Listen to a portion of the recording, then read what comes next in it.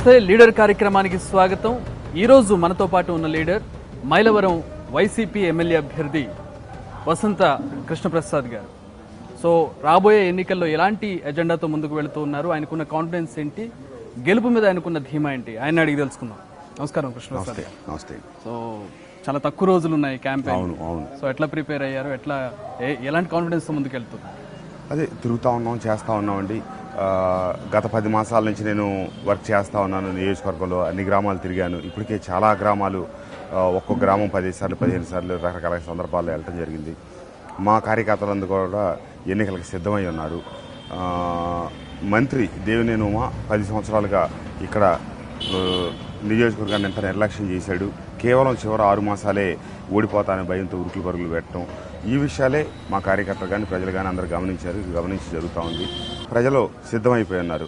నిర్ణయం తీర్పు చెప్పడమే తరువాయి. ఎందుకంటే అతను 10 సంవత్సరాలు చదివి ఎగ్జామ్కి ప్రిపేర్ అయ్యి వెళ్తా ఉన్నాడు. నేను 1 సంవత్సరం ప్రిపేర్ అయ్యి 10 మాసాలు ప్రిపేర్ అయ్యి నేను ఎగ్జామ్కి వెళ్తున్నాను. చూద్దాం అంతిమ విజయం. మైలవరంలో ప్రధానంగా ఉన్న సమస్యలు ఏంటి? మేము అంతా అభివృద్ధి చేస్తాం, అభివృద్ధి మా ఎజెండా అని టీడీపీ చెప్తూ ఉంది. ఇప్పుడున్న మీరు గమనించిన సమస్యలు ఏంటి, మీ దగ్గర సొల్యూషన్స్ ఏంటి వాటికి? మైలవరం మండలంలో గ్రామాల్లో సరైన వైద్య సౌకర్యాలు లేవు. అట్లాగే చాలా గ్రామాల నుంచి కిడ్నీ బాధితులు ఉన్నారు. ఇతను చేసింది ఏమీ లేదు. 2 ఎలక్షన్లో కూడా సొంత మేనిఫెస్టోలో నేను మైలవరంలో 100 పడకల ఆసుపత్రి ఏర్పాటు చేస్తానని చెప్పాడు. అసలు ఆ విషయం మర్చిపోయాడు. అట్లాగే గడిచిన ఇన్ని సంవత్సరాల్లో ఇంతవరకు తాగునీటికి సంబంధించి కృష్ణానది పరివాహక ప్రాంతం ఉన్నామని తప్పితే ఇబ్రహీంపట్నం కావచ్చు, కొండపల్లి కావచ్చు, గొల్లపూడి కావచ్చు, అన్ని చోట్ల తాగునీటి సమస్య ఉంది. వీటన్నిటి ఇది ప్రధానమైన సమస్య. అతను ఇంతకాలం అసలు ఆ విషయాన్ని మర్చిపోయి వదిలిపెట్టి కేవలం ఎలక్షన్ మన ప్రాసెస్ స్టార్ట్ అవ్వడానికి నేను ఎందుకంటే వెళ్ళిన ప్రతి చోట కూడా ఇతను సాగునీటి మంత్రి అయ్యింది కూడా నియోజకవర్గానికి సాగునీరు కానీ సరిగా తాగునీరు కానీ ఏర్పాటు చేయలేదని నేను నిరంతరం ఈ 10 మాసాల్లో విమర్శిస్తూ ఉండేటప్పటికీ అతనికి నేను తలెత్తుకోలేను, సమాధానం చెప్పుకోలేని పరిస్థితిలో మొన్న ఒక 189 కోట్లు 190 కోట్లు కేవలం నోటిఫికేషన్ రావడానికి ఒక 20 రోజులు 4 రోజుల ముందు పనులు హడావుడిగా ప్రారంభింపజేశాడనమాట. ఈ ప్రజలు గమనిస్తూ ఉన్నారు. ఎందుకంటే నీ నియోజకవర్గ ప్రజలకి ఈ మంత్రిగా ఉండి అంతకుముందు 5 సంవత్సరాలు వదిలేసినా నువ్వు వదిలేసావు కదా, నువ్వు చేయగలుచుకుంటే మొదటి నెల నుంచి ప్రారంభించి ఇప్పటికి ఎప్పుడో కార్యాచరణ ప్రారంభించి 2-3 మాసాల్లోనే 2-3 సంవత్సరాల్లోనే వాళ్ళకి నీళ్ళు ఇచ్చి ఏర్పాటు చేసి ఉండాలి. కానీ ఇప్పుడు కేవలం ఎన్నికలు స్టంట్గా చేస్తూ ఉన్నాడు. ఇవన్నీ ప్రజలు గమనిస్తున్నారు. గతంలో మీరు టీడీపీలో ఉన్నారు, దేవినేని ఉమాతోటి మీరు సన్నిహితంగా ఉన్నటువంటి వ్యక్తి, ఎందుకు విభేదించి బయటికి రావాల్సి వచ్చింది? కారణాలు అసలు దేవినేని ఉమాతో నాకు ఎప్పుడు సన్నిహిత సంబంధాలు లేవు. గత ఎన్నికల్లో నేను టీడీపీలో చేరలేదు. టీడీపీకి మద్దతు ఇచ్చి నేను పనిచేశాను. టీడీపీకి సానుకూలంగా పోయిన ఎన్నికల వరకు పనిచేసి పెట్టాను. ఆ తర్వాత నేను ఏ టీడీపీ కార్యక్రమాల్లో పాల్గొనలేదు. అప్పుడు కూడా పార్టీ అధినాయకత్వం కోరిక మేరకు నా వంతు సహకారం వాళ్ళకి అందించాలని చెప్తే ఇతనితో సన్నిహిత సంబంధాలని అక్కడికి వెళ్ళటం కానీ ఇతనితో ఒక నిమిషం మాట్లాడటం కానీ ఏ రోజు జరగలేదు. అది ఇప్పటికీ జరగదు కూడా. ఈ మధ్య ఉమా సోదరుడు కూడా మీతో పాటు జాయిన్ అయినట్టున్నారు. మీరే తీసుకెళ్లి వైసీపీలో జాయిన్ చేసి ఏంటి? నేను తీసుకెళ్లి వైసీపీలో చేర్చడం అట్లా మనం సాధ్యపడే విషయం కాదండి. వాస్తవంగా ఏంటంటే అతనికి ఇతని వైఖరి పట్ల పూర్తి తోడబుట్టినాడు కాబట్టి క్లారిటీ వచ్చింది. అతనికి ఇతను చెప్తున్న దొంగ మాటలు అబద్ధాలు ఇటువంటి పట్ల ఇదయ్యి అతనే వైఎస్ఆర్ కాంగ్రెస్ పార్టీ పట్ల ఆకర్షితులయ్యి మాకు మధ్యలో సమాచారం వచ్చి అతను ఇట్లా పార్టీలో చేర్చడానికి నేను సిద్ధంగా ఉన్నా అని చెప్పడం, ఆ మేరకు మేము సమన్వయం చేసుకొని చేర్చుకోవడం జరిగింది. ఇప్పుడు ఆయన మంత్రిగా ఉన్నారు, ఎప్పటి నుంచో టీడీపీలో ఉన్నారు, తీవ్రస్థాయిలో విమర్శలు చేస్తున్నారు. ఏం గమనించారు? ఆయన చేసినటువంటి అవినీతి ఏంటి, మీరేం గమనించారు? అంటే నేను చెప్పేది ఒకటే, ఇక్కడ ఈ నియోజకవర్గంలో నీరు చెట్టు కింద జరిగిన అవినీతి మొత్తం ఈ శాసనసభ్యుడు మంత్రి ఉమామహేశ్వరరావు కనుసన్నల్లోనే జరిగింది. అతని అనుచరులతో ఒక పక్క ప్రభుత్వం నుంచి బిల్లులు చేసుకున్నారు, రెండో పక్క మట్టి అంతా అమ్ముకున్నారు. ఈ రకంగా అతను గడిచిన ఈ 5 సంవత్సరాలు నియోజకవర్గంలో ప్రతి వ్యక్తికి ప్రతి గ్రామంలో తెలుసు. అట్లాగే ఈ మైలవరం నియోజకవర్గంలో ఇసుక ర్యాంపులు ఇసుకంతా కూడా ఇతని కన్సర్న్లోనే జరుగుతూ ఉంది. అట్లాగే ఇక్కడ జరిగే లిక్కర్, ఇప్పుడు ఇతనికి మైలవరం మండలం మైలవరం ఇన్ఛార్జి యలమంచి శ్రీని అని చెప్పున్నాడు. అతను ఈ జిల్లా మద్యం వ్యాపారుల సంఘానికి అధ్యక్షుడు కాబట్టి అని చెప్పి నేను చెప్పను. కానీ అతను వ్యాపార భాగస్వాములు, అన్నీ వీళ్ళ కన్సర్న్లో జరుగుతాయి. అట్లాగే ఇరిగేషన్ ప్రాజెక్టులు, ఈ వర్కులు, కాంట్రాక్టులు, అలాట్మెంట్లు, వీటన్నిటి మీద ప్రజలందరికీ తెలిసిన విషయమే. సో ఎట్లాంటి రెస్పాన్స్ వస్తుంది? ప్రచారానికి వెళ్తూ ఉన్నారు, ప్రచారం ప్రారంభం విపరీతమైన రెస్పాన్స్ అండి. మంత్రి మీద పూర్తి వ్యతిరేకత ఉంది. ఖచ్చితంగా అది రాబోయే ఎన్నికల్లో అతనికి తగిన గుణపాఠం చెప్పడానికి సిద్ధమై ఉన్నారు. ఎందుకంటే ఎన్నెన్నో కలబొలి మాటలు చెప్పాడు, ఒక్కొక్క ఎన్నిక ఒక్కొక్కటి చెప్తాడు. నందిగాంలో పనిచేసినప్పుడు ఏం చెప్పాడు, చెవిటి కళ్ళు అమరావతి బ్రిడ్జ్ చేపిస్తా అన్నాడు. ఇక్కడికి వచ్చి దాములూరు అనే విలేజ్ వెళ్ళి దాములూరు వైకుంఠపురం బ్రిడ్జ్ చేపిస్తానంటాడు. అతను అన్నీ అవాస్తవాలు, సందర్భానికి తగ్గట్టు ఏ మాట అయినా ఎంత హామీ అయినా ఇస్తాడు, తర్వాత మర్చిపోతాడు. అది అతను నైజం. దేవినేని ఉమా ఇప్పటి నుంచో టీడీపీలో ఉన్నారు, సీనియర్ రాజకీయ నాయకులు ఉన్నారు, మంత్రిగా కూడా చేశారు. అలాంటి నాయకుడిని మీరు ఎన్నికల్లో ఎదుర్కోబోతున్నారు. ఏంటి మీకున్న కాన్ఫిడెన్స్ ఏంటి? అది అతను చేసిన అవినీతి, ప్రజల పట్ల అతను చూసిన చులకన భావన, నాయకుల పట్ల అతను ఏమాత్రం సరైన పందాలో వ్యవహరించలేదు. వాళ్ళందరినీ అవమానించే రీతిలోనే ప్రవర్తించాడు ఇంతకాలం. కేవలం గడిచిన 6 మాసాల నుంచే వాళ్ళని కాస్త పలకరించడం చేయడం చేస్తూ ఉన్నాడు.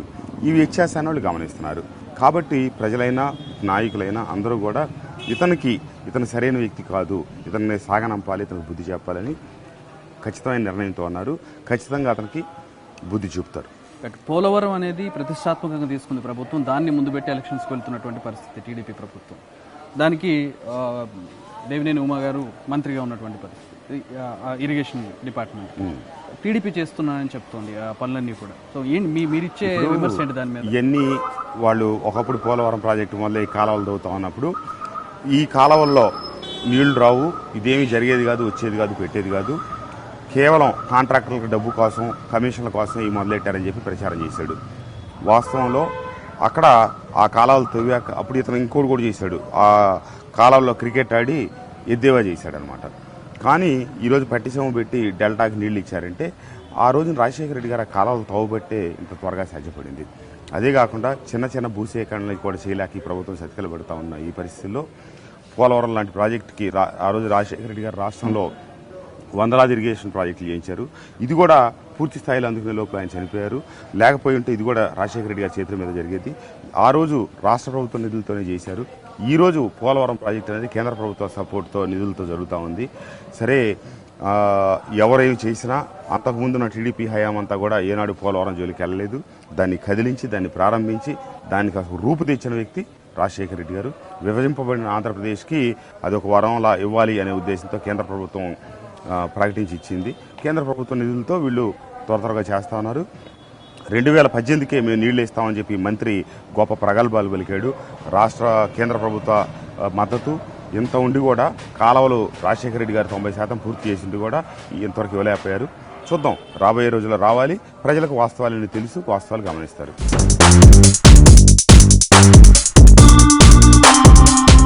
వైసీపీ బలాలు ఏమనుకుంటున్నారు ప్రసాద్ గారు? మీరు ఇప్పుడు క్యాంపెయిన్ జరుగుతూ ఉంది, పాదయాత్ర కూడా చేశారు, అంతకుముందు సుదీర్ఘ పాదయాత్ర జరిగింది.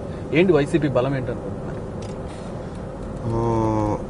వైసీపీ బలం ప్రధానంగా రాష్ట్రంలో 2014లోనే వైసీపీకి పూర్తి బలం ఉంది, గెలిచి ఉండాల్సింది. కానీ ఏంటంటే ఆ రోజున బీజేపీ, పవన్ కళ్యాణ్ గారు వీళ్ళందరూ కలిసి పోటీ చేసినందువల్ల వాళ్ళ ఓట్లు కూడా యాడ్ అయ్యి గెలవడం జరిగింది. తెలుగుదేశం ప్రభుత్వం ఏర్పడింది.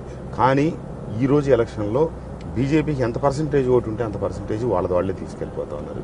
పవన్ కళ్యాణ్ గారి వల్ల ఏం యాడ్ అయిందో అది వాళ్ళకి వెళ్ళిపోతా ఉంది విడిగా. మా ఓటు ఏమైతే ఉందో అది చెక్కు చెదరకుండా అంతే ఉంది. అట్లాగే ప్రభుత్వ వ్యతిరేకత ఏముందో అది పూర్తిగా అలాగే ఉంది. ఆ రోజున్న మా ఓటుకి ఈరోజు ప్రభుత్వ వ్యతిరేకత తోడవుతూ ఉంది. కాబట్టి ఈ ఎన్నికల్లో జగన్మోహన్ రెడ్డి గారి గెలుపు ఆపటం ఎవరి తరం కాదు. ఖచ్చితంగా ఈ రాష్ట్రానికి జగన్మోహన్ రెడ్డి గారు ముఖ్యమంత్రిగా మేలో ప్రమాణ స్వీకారం చేయడం తథ్యం. పాదయాత్రకు ముందు జగన్, పాదయాత్ర తర్వాత జగన్ ఏమన్నా పర్టికులర్గా తేడా ఏమన్నా కనిపించిందా మీకు? ఖచ్చితంగా ఇంకా పరిణితి పెరిగిందనే మనం అనుకోవాలి.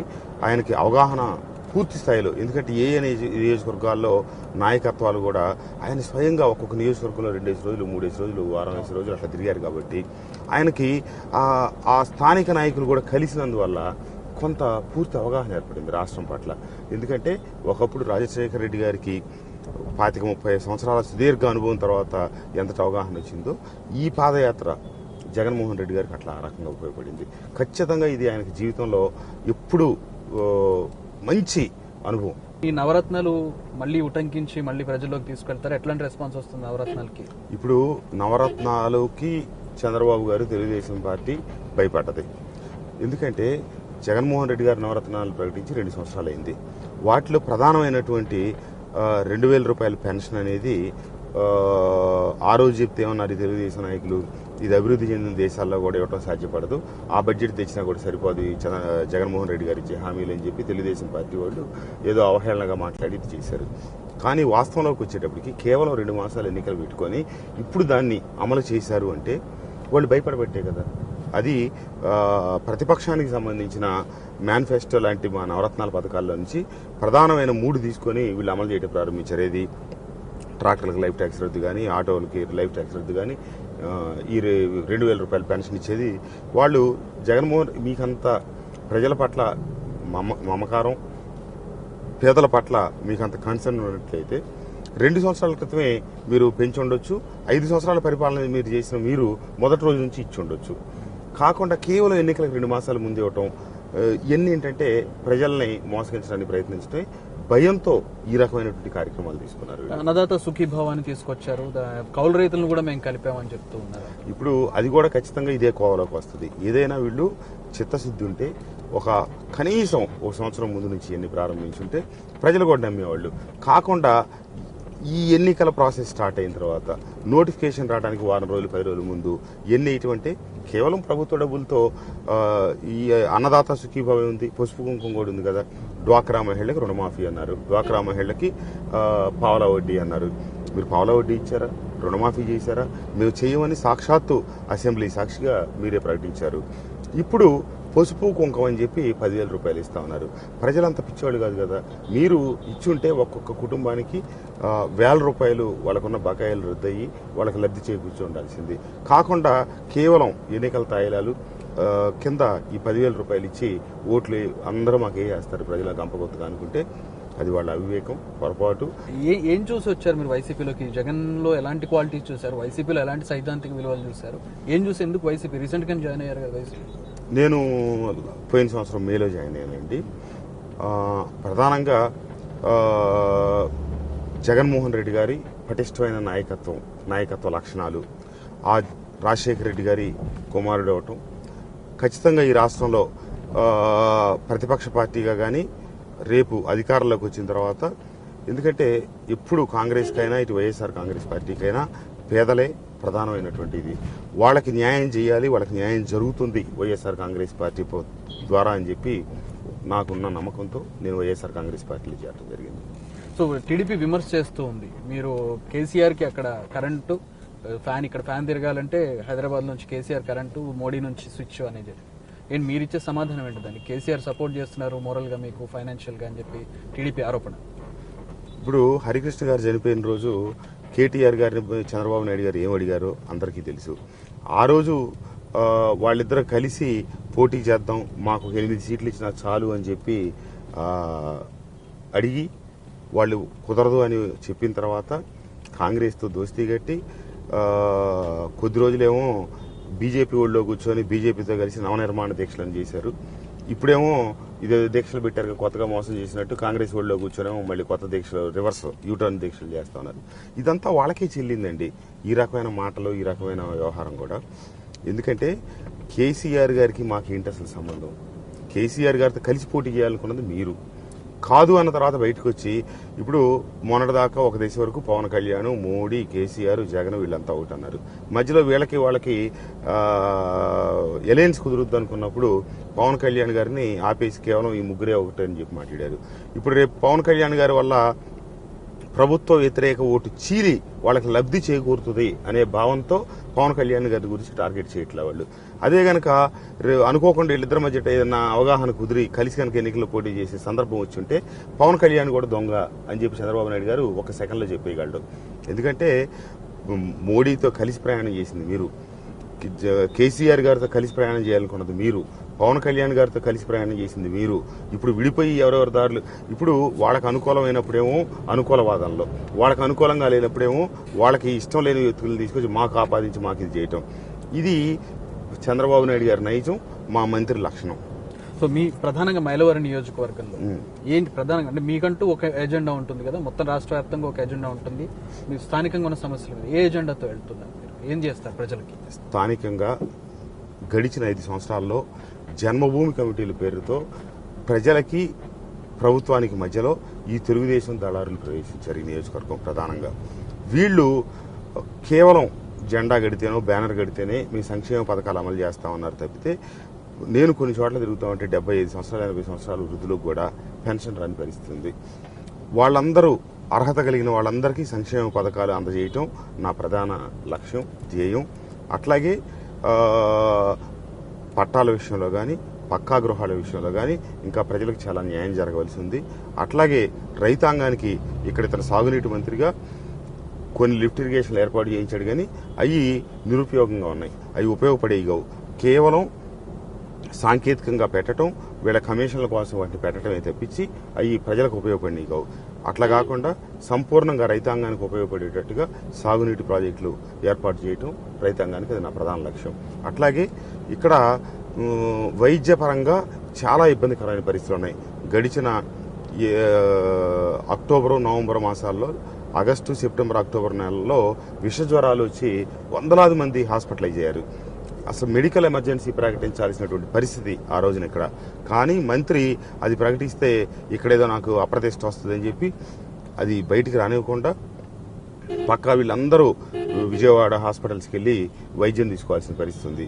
ఈ నియోజకవర్గంలో హెడ్ క్వార్టర్స్లో మీకు వైద్య సదుపాయాలు అంతంత మాత్రంగానే ఉన్నాయి, వాటిని మెరుగుపరచాల్సిన అవసరం ప్రధానంగా ఉంది. అమరావతి రాజధానికి దగ్గరగా ఉంది, మైలవరం అనేది అమరావతికి చాలా దగ్గరగా ఉంది. అవును. సో గేట్ వేగా కూడా చేయొచ్చు దీన్ని. అవును. మీకేమైనా విజనరీ ఉందా మైలవరాన్ని అమరావతికి అనుసంధానం చేస్తూ డెవలప్ చేసే? తప్పకుండా, ఎందుకంటే అటు ఇటు కనెక్టివిటీ పెరిగిన తర్వాత ఆ ప్రభావం, ఎందుకంటే ఇటు ఒడ్డే మా నియోజకవర్గం ఉంది, అటు ఒడ్డు రాజధాని ఉంది కాబట్టి దాదాపుగా రాజధానిలో అంతర్భాగాలు లాంటిదే. రేపు రాజధాని పరంగా జరగబోయే మౌలిక వసతులన్నీ కూడా ఇక్కడ కూడా అందించవలసిన అవసరం ఉంది. ఈ మార్పులు ప్రజల జీవన గమనం మీద చాలా తీవ్రమైన ప్రభావం చూపిస్తూ ఉన్నాయి. ఎందుకంటే 20-30 సంవత్సరాల నుంచి కూడా అద్దెల్లో ఉంటున్న ప్రజలు ఉన్నారు. వాళ్ళు ఏదో 1000-1500 ఇట్లా అద్దెలు కట్టుకుంటూ వచ్చే వాళ్ళకి ఆకస్మికంగా ఇది రాజధాని ప్రాంతం అయ్యేటప్పటికి అద్దెలు విపరీతంగా పెరిగిపోయినాయి. వాళ్ళ జీవన ప్రమాణాలకి జీవనానికి ఈ అద్దెలు పెనుభారం అయిపోయినాయి అనమాట. ఉన్నట్టుండి ఉపాధి అవకాశాలు మెరుగుపడతా ఉన్నాయి, అదే రకంగా కాస్ట్ ఆఫ్ లివింగ్ కూడా పెరిగిపోతూ ఉంది. వీటన్నిటి మధ్య ఇక్కడ సామాన్యుడు కొంతకాలం సర్దుకోవడానికి టైం పడతా ఉంది. మనం వాళ్ళందరికీ అండగా ఉండాల్సిన అవసరం ఉంది. రాజకీయ యంత్రాంగం అది ప్రధానమైన వ్యవహారం. అట్లాగే రేపు రాబోయే అభివృద్ధిలో మౌలిక వసతులు మెరుగుపరిచిన దాంట్లో ఈ బాటిల్ లాంటి ఎంట్రీ పాయింట్ కాబట్టి ఇది తప్పకుండా ఇక్కడ కూడా జాగ్రత్తగా మనం చేసుకోవాల్సిన అవసరం ఉంది, ఈ హైవే పొడుగుతా కూడా. సో కృష్ణప్రసాద్ గారు, మీ మీద ప్రధానంగా టీడీపీ వాళ్ళు చేసే ఆరోపణలకు మీరు ఇచ్చే సమాధానం అంటే కేసులు ఉన్నాయని చెప్పి, జైలుకు వెళ్ళారని చెప్పి ఇలాంటి ఆరోపణలు తీవ్రంగా చేస్తున్నారు, ఏంటి మీరు ఇచ్చే సమాధానం ఏంటి? దేవినేని ఉమామహేశ్వరరావు వికృత రూపానికి ఇది రెండో కోణం అనమాట. ఎందుకంటే ఇదే దేవినేని ఉమామహేశ్వరరావు ఆ రోజు నేను నందిగామ ఎన్నికల్లో 2014లో వాళ్ళకి మద్దతు ఇచ్చి పనిచేసినందుకు గాను ఆ రోజు రాజకీయ ప్రత్యర్థులు కావాలని ఆ సంఘటన జరిగిన తర్వాత 10 మాసాల తర్వాత నా మీద ఇది చేయటం, 10 మాసాల తర్వాత ఎడిషనల్ ఛార్జ్ షీట్ అని పెట్టి దాంట్లో నన్ను ఇంక్లూడ్ చేయడం జరిగింది. ఆ సందర్భంగా వీళ్ళకి పనిచేస్తాను వెళ్ళాను. అక్కడ ఈ దేవినేని ఉమామహేశ్వరరావు స్వయంగా వచ్చి ఇది రాజకీయ ప్రత్యర్థులు కుట్ర, కావాలని కృష్ణప్రసాద్ దీంట్లో ఇరికిచ్చారు, కృష్ణప్రసాద్ ఆణిముత్యంలాగా బయటకు వస్తాడని చెప్పి మీడియాతోనే అందరితో చెప్పాడు. చెప్పిన వ్యక్తి ఈ రోజు వచ్చి నన్ను దొంగ అంటా ఉన్నాడు. నందిగాంలో చెప్తున్నాడు, వీళ్ళకి పని చేయడానికి వీళ్ళకి సహకరించడానికి నేను వెళ్ళి అకారణంగా ఆ కేసులో ఇరుక్కొని నేను ఇబ్బంది పెడితే ఆ రోజు ఆ రకంగా మాట్లాడి ఈరోజు ఈ పిచ్చి మాటలన్నీ మాట్లాడుతూ ఉన్నాడు. ఇది అసలు మైలవరం నియోజకవర్గ ప్రజలు దురదృష్టం తెలుసుకోవాల్సిన విషయం ఏంటంటే, మీరు 2 సార్లు గెలిపించి మంత్రి చేసిన ఒక వ్యక్తి ఎంతటి స్థాయి తక్కువ వ్యక్తో ఈ సంఘటనతో మీరు తెలుసుకోవచ్చు. అదే కాకుండా ఇంకొక సంఘటన గురించి కూడా ఇప్పుడు కొత్తగా చెప్తా ఉన్నాడు. 25 సంవత్సరాల పూర్వం మా ఇంట్లో ఒక చిన్న పని పిల్ల, ఒక 12-13 సంవత్సరాల పిల్ల, మా అక్క వాళ్ళ పిల్లల్ని ఆడించడానికి వచ్చిన పాప ఏదో కారణాలతో చనిపోయింది. ఆ రోజు ఆ కుటుంబ సభ్యులు ఇచ్చారు, వాళ్ళతో ఆ పాప మాట్లాడింది, తర్వాత ఇప్పుడు ఇదైంది. ఆ తర్వాత 94 ఆ ఎన్నికల్లో ఆ టైంలో వీళ్ళ అన్నయ్య శాసనసభ్యుడు మంత్రి తర్వాత 99 ఎన్నికలు, 2004 ఎన్నికలు, ఇన్ని ఎన్నికలు జరిగినాయి. ఈ రోజు వరకు ఎక్కడా ప్రస్తావించలా. ఇప్పుడు అది కృష్ణప్రసాద్ చేశాడని చెప్పి చెప్తా ఉన్నాడు.